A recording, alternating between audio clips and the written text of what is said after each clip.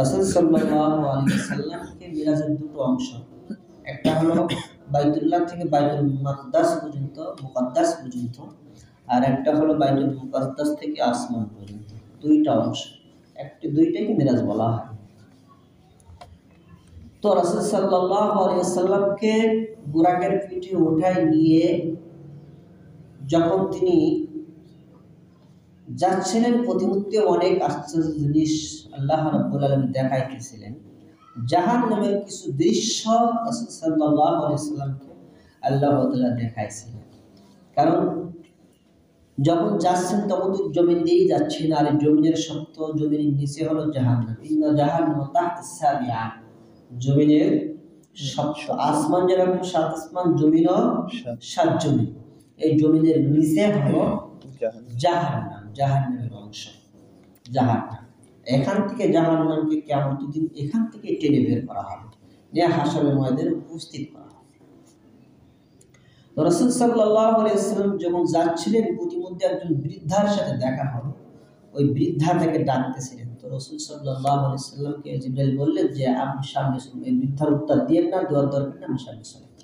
আবার কিছুদিন যাওয়ার পরে একজন বৃদ্ধার সাথে দেখা হলো। রাসূল বললেন যে এনারও উত্তর দেওয়ার দরকার নেই, আমি সামনে শুনুন। কিছুদিন যাওয়ার পরে একজন লোক সালাম দিল, আসসালামু আলাইকা ইয়া আওয়াল, আসসালামু আলাইকা ইয়া আখির, আসসালামু আলাইকা ইয়া হাশির। রাসূল সাল্লাল্লাহু আলাইহি ওয়াসাল্লামকে একজন লোক কি করলেন? সালাম দিলেন। রাসূল সাল্লাল্লাহু আলাইহি ওয়াসাল্লাম বলেন, ইয়া রাসূলুল্লাহ, ইয়া হাবিবাল্লাহ, বিরাই বললেন আপনি সালামের উত্তর দেন। রাসূল সাল্লাল্লাহু আলাইহি ওয়াসাল্লাম উত্তর দিলেন। এই লাইনটা দিয়ে দাও তো, পিছনের লাইনটা দিয়ে দাও। তো রাসূল সাল্লাল্লাহু আলাইহি ওয়াসাল্লামের উত্তর দিতে বললেন। রাসূল সাল্লাল্লাহু আলাইহি ওয়াসাল্লাম যখন উত্তর দেওয়ার পরে জিজ্ঞাসা করলেন কি ব্যাপার, সামনে যে ব্যক্তি ডাকলো আপনি বললেন সামনে ছিলেন, বলল এই ব্যক্তি ওটা যেন দুনিয়া। প্রথম যে বৃদ্ধার সাথে দেখা হলো এটা হলো দুনিয়া। এই দুনিয়া আপনাকে আকৃষ্ট করার জন্য আপনাকে ডাকতেছে। এরপরে যে বৃদ্ধের সাথে দেখা হয়েছে উনি হলো শয়তান। এই দুনিয়ার শয়তান আপনাকে দুনিয়ার দিকে আকৃষ্ট করার জন্য আপনাকে ডাকতেছিলেন। এই জন্য আমি বললাম যে আপনি সামনে ছিলেন, এদের কথায় উত্তর দেন না। মজার ব্যাপার হলো এই দুনিয়ার বয়স আস্তে আস্তে শেষ হয়ে যাচ্ছে। আস্তে আস্তে কি হয়ে যাচ্ছে? দুনিয়ার বয়স শেষ হয়ে যাচ্ছে না, নাকি বলেন না বাড়তেছে? শেষ হয়ে যাচ্ছে। যত কেমন নিকটবর্তী আসছে দুনিয়ার বয়স শেষ হচ্ছে না বাড়তেছে? শেষ হইতেছে। আশ্চর্য হলো এই দুনিয়ার বয়স যত কমতেছে, বয়স শেষ হয়ে যাচ্ছে, এই দুনিয়ার চাকচিক্য আর বাড়তেছে। খেয়াল করেছেন? একসময় এখানে কি ছিল বলেন? হয়তো বাগান ছিল, নাই ক্ষেত খামার করতো, জমি লাগাইতো, ধান লাগাইতো, অনেক কিছু ছিল। শুনছি এখানে বলে সে দিনের বেলায় যাইতো, অনেকে ভয় পাইত, এত সমস্যা ছিল। তো সেখান থেকে এখন তো টাউন হয়ে গেছে, নাকি বলে রাত্রে তো আরো আরাম, মসজিদ হয়ে গেছে। একসময় মসজিদ ছিল গোলপাতার, মাটি ছিল, গোলপাতা ছিল, টাই ছিল না, এত সুন্দর, কি সুন্দর হয়ে গেছে। কদমতলা বাজারে কি অবস্থা ছিল? আগের মতো ছিল? এখন কি অবস্থা হয়ে গেছে। তো দুনিয়া বয়স যত শেষ হয়ে যাচ্ছে, দুনিয়ায় তত চাকচিক্য আর বাড়তেছে। লাকসা গ্রামের বাড়ি পাবেন না, সব বিল্ডিং হয়ে গেছে। সাতক্ষীরা শহরে মাটির বাড়ি সব বিল্ডিং হয়ে গেছে। আরো হচ্ছে, আরো উন্নত হবে। মোড়ে মোড়ে মসজিদ, মাদ্রাসা, বাজার, এগুলো উন্নত আর উন্নত হচ্ছে। এটা দুনিয়ার বয়স যত শেষ হবে তত বেশি উন্নত হবে। এই দুনিয়ায় চাকচিক্যই যাতে আপনি না করেন, আপনাকে আকৃষ্ট করার জন্য তারা ডাকতেছে। এই জন্য আমি বললাম রাসূলের সামনে। যারা একজন লোক আপনাকে সালাম দিল, হযরতে ইব্রাহিম আলাইহিস সালাতু ওয়াস সালাম, হযরতে ঈসা আলাইহিস সালাতু ওয়াস সালাম, হযরতে মূসা আলাইহিস সালাতু ওয়াস সালাম আপনাকে সালাম দিয়েছেন। এরপর রাসূল সাল্লাল্লাহু আলাইহি ওয়াসাল্লামের বুরাকের দিকে যাচ্ছেন, যাইতেছে তো হঠাৎ দেখলেন একদল লোক, তাদের হাতের নখ হলো তামার হাতে হলো কিসের লোক? তামান্না। তামার মূর্তি তারা তাদের চেহারাকে ক্ষত বিক্ষত করতেছে, নিজের চেহারাকে খামসাইতেছে, নিজের চেহারাতে লোক দিয়ে যখন খামসা কি হয়েছে, এখানে তো রক্ত ঝরতেছে, ক্ষত বিক্ষত হয়ে যাচ্ছে। রাসূল সাল্লাল্লাহু আলাইহি ওয়াসাল্লাম আশ্চর্য হয়ে গেলেন যে এমন লোক তো দেখিনি কোনোদিন। এরা নিজেদের হাত দিয়ে নিজেদের চেহারাকে ক্ষত বিক্ষত করতেছে। তো রাসূল সাল্লাল্লাহু আলাইহি ওয়াসাল্লাম জিজ্ঞাসা করলেন, ভাই জিবরাইল ব্যাপার কি, এদের এই অবস্থা কেন? তখন জিবরাইল আলাইহিস সালাম বললেন রাসূলকে যে এরা দুনিয়ায় আপনার ওই সমস্ত উম্মত, আপনার উম্মতের ভিতরে ওই সমস্ত উম্মত এরা হলো দুনিয়ায় গীবত করত, গীবত করে বেড়াত। আল্লাহ তাআলা বলেন ولا تجسسوا ولا يغتب بعضكم بعضا أيحب أحدكم أن يأكل لحم أخيه ميتا فكرهتموه واتقوا الله إن الله تواب رحيم। আল্লাহ তাআলা বলেন ওয়ালা তাজাসসু ওয়ালা ইয়াগতাব বা'দুকুম বা'দা, তোমরা একে অপরের দোষ তোমরা তালাশ করো না, সন্ধান করিও না। ওয়ালা ইয়াগতাব বা'দুকুম বা'দা, একে অপরের পরনিন্দা শিকায়তগুলো করিও না। রাসূল সাল্লাল্লাহু আলাইহি ওয়াসাল্লাম বলেন যে ব্যক্তি একে অপরের দোষ অন্বেষণ করবে না, তালাশ করবে না, সন্ধান করবে না, দোষ কিরকম তালাশ করবে না, আল্লাহ রাব্বুল আলামিন কাল কিয়ামতের ময়দানে ওই ব্যক্তির দোষ ত্রুটি আল্লাহ রাব্বুল আলামিন প্রকাশ করবে না। যে ব্যক্তি দুনিয়ায় থেকে কারো দোষ ত্রুটি কি করবে না, তালাশ করবে না, সন্ধান করবে না, জানে তারপরেও সে খুঁচাবে না, তালাশ করবে না, সন্ধান করবে না, রাসূলের ঘোষণা হলো ওই যে ভাই এক মুসলমানের দোষ ত্রুটি গোপন রাখছে, সে যে অপ্রকাশ্য রাখছে, গোপন রাখছে, এই গোপন রাখা সত্ত্বেও আল্লাহ যে কারোর সাথে বলে নাই, গোপন রাখার কারণে আল্লাহ রাব্বুল আলামিন ওই ব্যক্তির ভিতর যে দোষ ত্রুটি আছে এই দোষ ত্রুটি কাল কিয়ামতের ময়দানে সবার সামনে প্রকাশ করবে। সুবহানাল্লাহ। এটাই তো আমরা চাই যে আমার দোষ না জানুক, নাকি বলেন?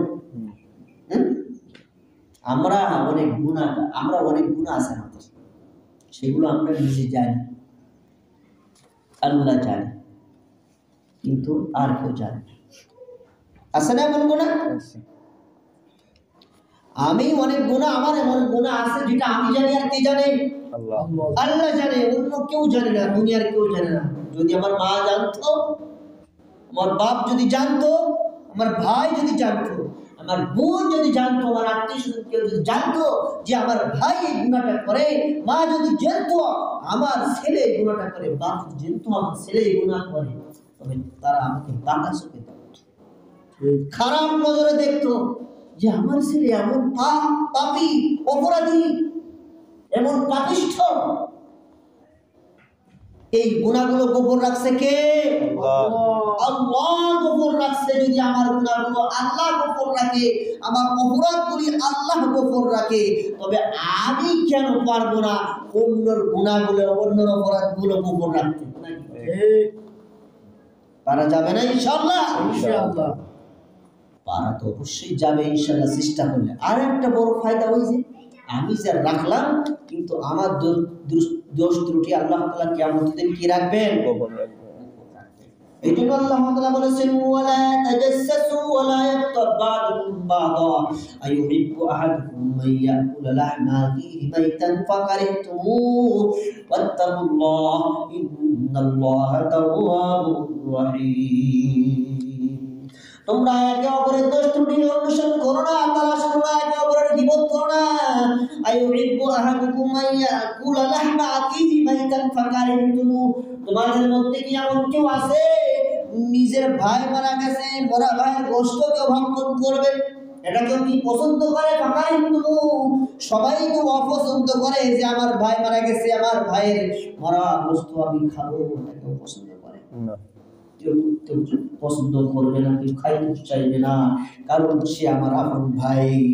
এটা যেরকম অপছন্দ করে আল্লাহর কাছে ঠিক এরকম অপছন্দনীয় একে অপরের দোষ ত্রুটি তালাশ করে বলা, এটা আল্লাহ তাআলার কাছে অপছন্দনীয়। আল্লাহ রাব্বুল আলামিন বলেন যে তুমি কি করো, ইয়া আইয়ুহাল্লাযীনা আমানুত্তাকুল্লাহ ওয়া কুলু কওলান সাদীদা ইসলিহ লাকুম আমালাকুম ওয়া ইয়াগফির লাকুম যুনুবাকুম ওয়া মান ইউতি'িল্লাহা ওয়া রাসূলাহু ফাকাদ ফাযা ফাওজান আযীমা। আল্লাহ রাব্বুল আলামিন বলেন, ও বান্দা তুমি কারো দুষ্কৃতি তালাশ করিও না, তুমি ভালো কথা বলো, সুন্দর সুন্দর কথা বলো। না বলতে পারো তবে চুপ থাকো। ওয়াকুলু কাওলান সাদীদা, সুন্দর সুন্দর কথা বলো মানুষের সাথে। বললে কি হবে? আল্লাহ তাআলা বলেন, ইসলিহ লাকুম আমালাকুম, তোমাদের কাজ কর্ম, তোমাদের আমলকে আল্লাহ রাব্বুল আলামিন শুধরাই দিবেন, শুদ্ধ করে দেবেন, ভালো করে দেবেন। তোমাদের কাজগুলো শুদ্ধ করে দেবেন, ভালো করে দেবেন। তোমাদের আমলগুলো আল্লাহ রাব্বুল আলামিন কি করবেন? শুদ্ধ করে দেবেন। ইসলিহ লাকুম আমালাকুম, আর কি করবেন? ওয়া ইয়াগফির লাকুম যুনুবাকুম, সবথেকে বড় ব্যাপার হলো আল্লাহ রাব্বুল আলামিন তুমি যদি কারো দোষ ত্রুটি অনুসরণ না করো, তুমি যদি মানুষের সাথে ভালো কথা বলো, আল্লাহ রাব্বুল আলামিন তোমার কাজকে সুন্দর করে দেবেন, তোমার আমলকে সুন্দর করে দেবেন। ওয়া ইয়াগফির লাকুম যুনুবাকুম, আর তোমার সমস্ত গুনাহ খাতাগুলো আল্লাহ রাব্বুল আলামিন maaf করে দেবে। সুবহানাল্লাহ। ومن يطع الله ورسوله فقد فاز فوزا عظيما। আর যে ব্যক্তি রাসূল এবং আল্লাহর অনুগত্য করবে, অনুসরণ করবে, সে অবশ্যই সাফল্য অর্জন করবে। অবশ্যই সে সাফল্য কি করবে? অর্জন করবে, সে সফল কাম হয়ে যাবে। ফাকাদ ফাজা ফাওজান আযীমা। সুতরাং আমরা ভালো কথা বলবো, সুন্দর কথা বলবো, মুখ দিয়ে গালি বের করবো না, খারাপ কথা বের করবো না, মন্দ কথা বের করবো না। যদি বের হয়ে যায় তো ভালো কথা বলার জন্য সর্বসদর চেষ্টা করবো। কার শিক্ষা? আল্লাহর শিক্ষা। আল্লাহ নিজেই বলতেছেন, অকুলু কওলান সাদীদা, সদা সর্বদা ভালো কথা বলতে থাকো, আমলকে সুন্দর করে দেবে। সব থেকে বড় কথা হলো আমার আপনার গুনাহ আল্লাহ তাআলা maaf করে দেবে। এটাই তো আমরা প্রত্যেকে চাই যে আমার আপনার গুনাহকে আল্লাহ তাআলা maaf করে দিন, নাকি? maaf করে দিলে কি হবে? ওয়া মান ইউতি'িল্লাহ রাসূলাহু ফাকাদ ফাযা ফাওজান আযীমা। আল্লাহ রাসূল বলতে বললে আল্লাহ রাব্বুল আলামিন আমার আপনার সফল কাম বানাই দেবেন, সফল কাম বানাই দিবেন।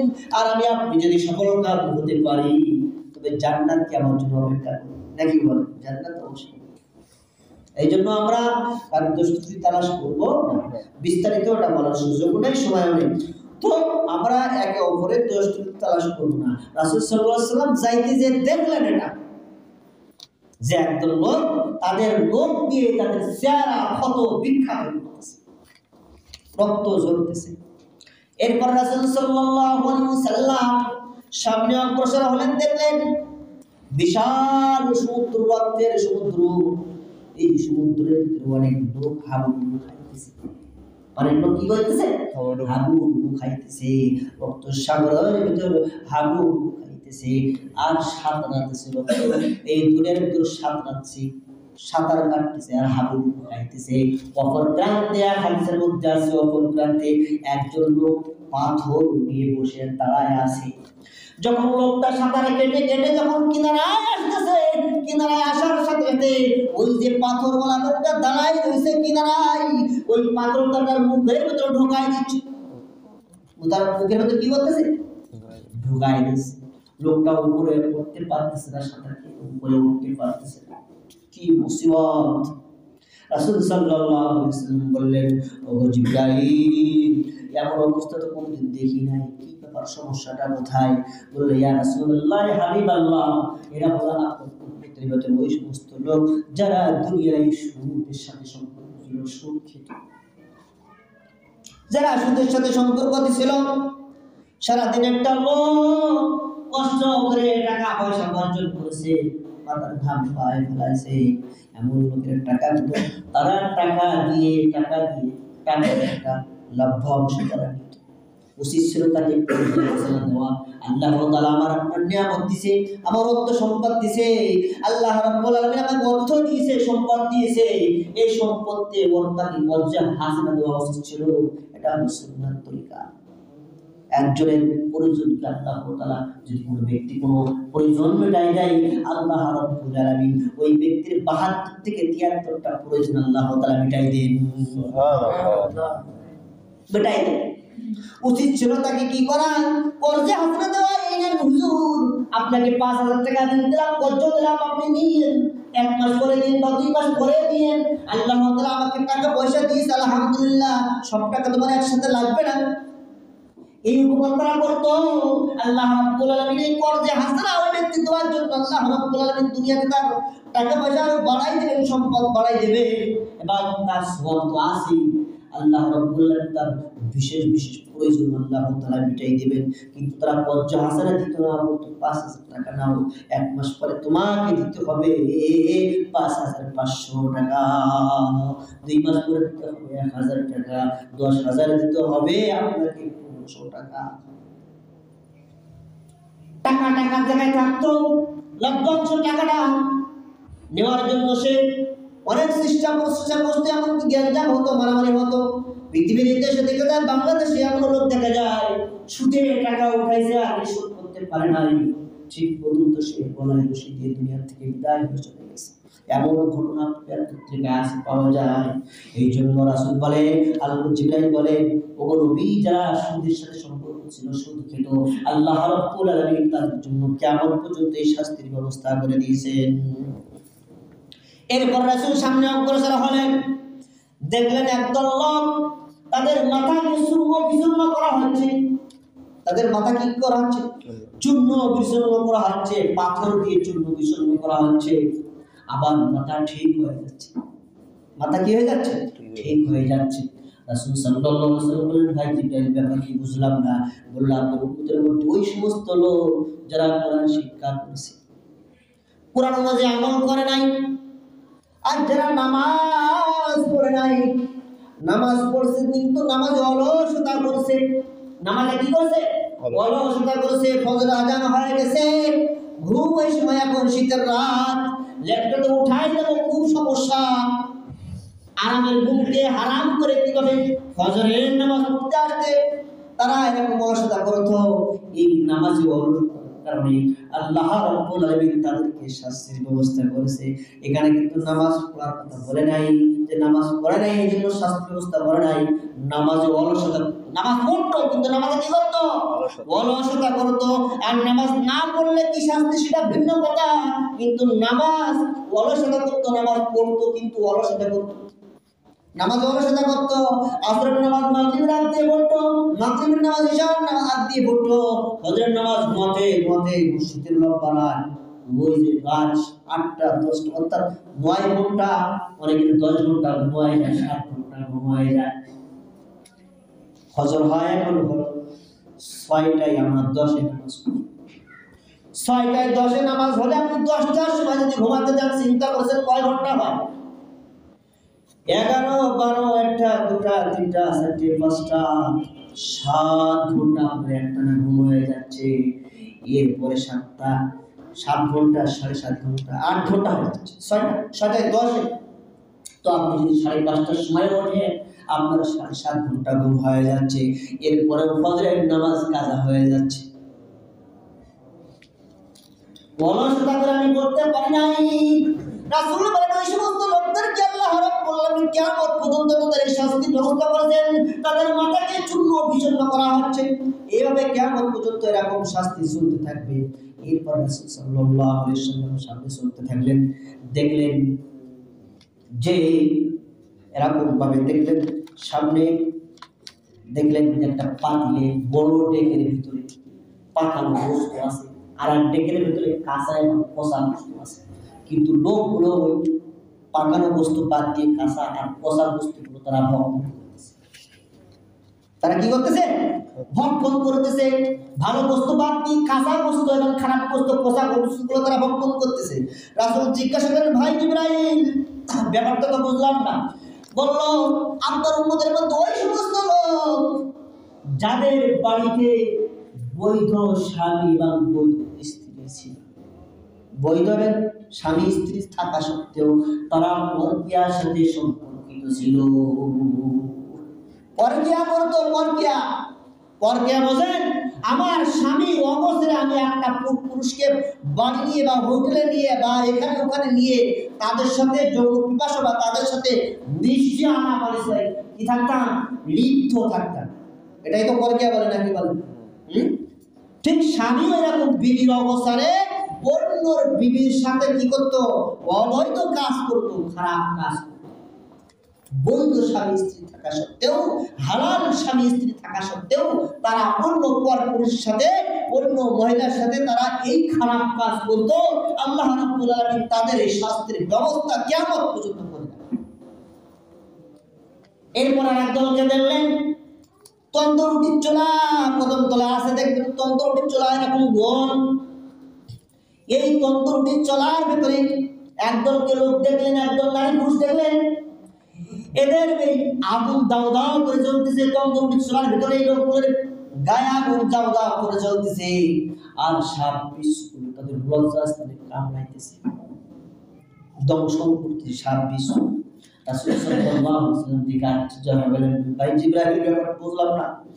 জিবরাইল বলল, ইয়া রাসূলুল্লাহ আপনার উম্মতের মধ্যে ওই সমস্ত নারী পুরুষ যারা জিনা করত, বিবেচার করত, অবৈধ প্রেম ভালোবাসা করত, খারাপ কাজ করত, যারা হালাল ভাবে বৈধ ভাবে স্বামী স্ত্রী ব্যবহার করা ছাড়া যারা অবৈধ প্রেম প্রীতি করে খারাপ কাজের সাথে জড়িত ছিল, তাদেরকে আল্লাহ রাব্বুল আলামিন এই শাস্তির ব্যবস্থা করে দিয়েছে। কি শাস্তি? তাদের লজ্জা স্থানে এরকম দাও দাও করে আগুন জ্বলতেছে, আর সাপ বিচ্ছু জাহান্নামের সাপ বিচ্ছু গুলো এরকম ভাবে তাদের লজ্জা স্থানে কামড়াইতেছে, দংশন করতেছে। রাসূল সাল্লাল্লাহু আলাইহি ওয়াসাল্লাম থেকে আশ্চর্য হয়ে গেলেন, সামনে চললেন, দেখলেন একদল লোক এরকম ভাবে লাঠির বোঝা, বিশাল বড় লাঠির বোঝা, কিন্তু সেটা উঠাতে পারতেছে না। তার উচিত ছিল এই লাঠির বোঝার থেকে উঠাইতে পারতেছে না ভারীর কারণে, এই লাঠির বোঝার থেকে সে কিছু নামায় যাতে সোলা হয় ওজন কম হয় এরপরে উঠান না, তো কি বলতে এই তো হবে নাকি বলেন? কিন্তু সে কি করতেছে? বোঝাটা সে আবার নামায়, আবার বোঝা সে ভরতেছে, আর ভারী করতেছে। তার উচিত ছিল বোঝাটা হালকা করে মাথায় নেওয়া, কিন্তু হালকা না করে আরো সে ওজন বাড়াইতেছে। কারণটা কি? রাসূল সাল্লাল্লাহু আলাইহি ওয়াসাল্লামকে বলা হলো, এরা দুনিয়ায় হলো মানুষের হক মেরে খেত, মানুষের হক কি করতো? মেরে খেত। তারা মানুষের কাছে মানুষ তাদের কাছে হক পাওনাদার থাকবে, তারা এরকম দিত না। এই জন্য আল্লাহ রাব্বুল আলামিন তাদের এই শাস্তির ব্যবস্থা করেছেন। এই সবর রাসূল সাল্লাল্লাহু আলাইহি ওয়াসাল্লাম আর একটা জিনিস দেখলেন, এতিম ব্যক্তিদের মাল যারা আত্মসাৎ করবে আল্লাহ রাব্বুল আলামিন তাদেরকে শাস্তির ব্যবস্থা করেছেন। দেখলেন তাদের ঠোঁট হলো উটের মতো। উটের ঠোঁট কেমন হয়? উটের ঠোঁটগুলো কি লম্বা হয় না? এই লম্বা ঠোঁটের ঠোঁট, তাদের এই ঠোঁটের ভেতরে দেখলো রাসূল সাল্লাল্লাহু আলাইহি ওয়াসাল্লাম দেখলেন আগুনের ফুলকি পাথরের মতো এরকম আগুনের ফুলকি তাদের পেটের ভিতরে ঢুকতেছে, আর পিছনের রাস্তা দিয়ে আগুনের ফুলগুলো বের হয়ে যাচ্ছে। দুনিয়াতে যারা এতিমের মাল, এতিমের সম্পদ যারা কি করবে? অন্যায় লঙ্ঘন করবে, আত্মসাৎ করবে, তাদেরকে শাস্তির ব্যবস্থা আল্লাহ করলেন। এরপর সামনে গেলেন যে দেখলেন একটা লোকে জিহ্বাকে কাঁচি দ্বারা কত্তল করা হচ্ছে।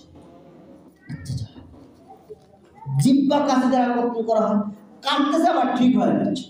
রাসূল কি বলা হলো, এরা এরকম মেম্বারে বসে এরকম সমাজে এরকম বিভিন্ন জায়গায় মাতবাড়ি উপদেশ দিত মানুষকে। মানুষকে কি দিত? ভালো উপদেশ দিত, আর নিজে উপদেশ কি করতো না? এরকম আমি এখন উপদেশ দিচ্ছি কিন্তু আমি মানতাম না, তো আমার জন্য শাস্তির ব্যবস্থা করা আছে, জিহ্বাকে কেটে দেবে। সমাজের এরকম মাতবার আছে, বিচার কাজে সুন্দর সুন্দর কথা বলবে, নিজেই এরকম। অনেক সমাজে অনেক লোক আছে দেখবেন সুন্দর লেবাস পাঁচ ওয়াক্ত নামাজ পড়ে, তার কথা হলো তুমি হক মানো, শরিয়াত অনুযায়ী চলো, অথচ সে নিজে হক মেরে খাচ্ছে। তার বয়ানের ছোট মনে হয় সাথে বিশ্বাস, অথচ তার ভেতরে কিচ্ছু নাই। সে পাপের সাথে জড়িত, আর একজনকে ভালো উপদেশ দিত। এই জন্য আল্লাহ তাআলা তাদের শাস্তির ব্যবস্থা করলেন। এরপর রাসূল সাল্লাল্লাহু আলাইহি ওয়াসাল্লাম একটা সুন্দর ঘ্রাণ পেলেন। এই ঘ্রাণটা কিসের? জিবরাইল আলাইহিস সালাম বললেন, ফিরআউনের তনার মায়ের যারা চুল কেশ বিন্যাসকারী ছিল ওই মহিলারা তার সন্তানদের ঘেরান। তার মানে বুঝলাম না। জিজ্ঞাসা করলেন, ইয়া রাসূলুল্লাহ, ইয়া হাবিবাল্লাহ, যখন ফিরাউনের একটা মেয়ে ছিল, এই মেয়ে একজন খাদেম ছিল, তার কিন্তু তার চুলকে সুন্দর করে বেনিফিট করতো, চুলকে বেঁধে দিত। এই চুল যখন বাঁধে একজন মহিলা, এই মহিলা ওই হাত থেকে শিরুনি পড়ে গেছিল। শিরুনি কি হয়ে গেছে না? পড়ে গেলে কি হলো, ওই শিরুনিটা উঠাইতে তিনি বিসমিল্লাহ বলে উঠাই। শিরুনিটা বিসমিল্লাহ বলে উঠাই। শিরুনিটা কি করে উঠালেন? বিসমিল্লাহ উঠানোর পরে মেয়ে বলতেছে, কি ব্যাপার, তুমি বিসমিল্লাহ বলে উঠালে, কারণটা কি? আমার বাবা ছাড়া কি তোমার অন্য কোনো খোদা আছে? কারণ ফিরাউন তো খোদা জানিয়েছিল। বলেন, হ্যাঁ, আমার খোদা, যিনি আপনার খোদা, যিনি আপনার বাবার খোদা, ফিরাউনের খোদা, তিনি হলো আমার। এই যে অপরাধ, এই অপরাধের কারণে তাকে শাস্তির ব্যবস্থা করা হয়েছে। কি শাস্তি? তামার ডেক তৈরি করে সেই তামার ডেকের ভিতর তেল ঢেলে তাকে এই তেল জামায় টকবগে করে এই তেলের ভিতরে তার সন্তানদেরকে প্রথম ছেড়ে দেওয়া হয়েছে। মুহূর্তের মধ্যে তার সন্তান জ্বলে পড়ে ভস্ম হয়ে গেল। তার ওই মহিলার একটা বাচ্চা ছিল, শিশু বাচ্চা। যখন আর শিশু বাচ্চার ওই মহিলা বাকি আছে, তখন শিশু বাচ্চাকে আর মহিলাকে দেবে, তখন শিশু বাচ্চা বললো, শিশু বাচ্চার জবান আল্লাহ তাআলা খুলে দিলেন, বললেন, মা তুমি ভয় পেও না, তুমি ওই তেলের মধ্যে ঝাঁপ দিয়ে যাও, চিন্তার কোনো কারণ নেই। দুনিয়ার আযাবের থেকে, আখিরাতের আযাবের থেকে দুনিয়ার আযাব তুচ্ছ হবে। আপনি ঝাঁপ দেন, আল্লাহ তাআলা উত্তম ফয়সালা আমার আপনার জন্য করে দিয়েছেন।